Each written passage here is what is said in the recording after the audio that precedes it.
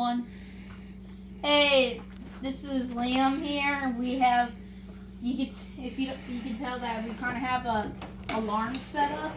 You can tell. So that's the pull station. This is a strobe. So in order to work, it has like a lot of wires and stuff connected to this battery. You have to make sure this is turned on. And once it's on, now you just pull it. Oh. Plug your ears.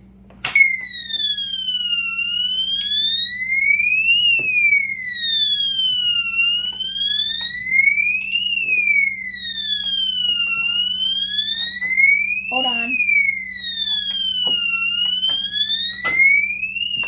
And that switch, it triggers it.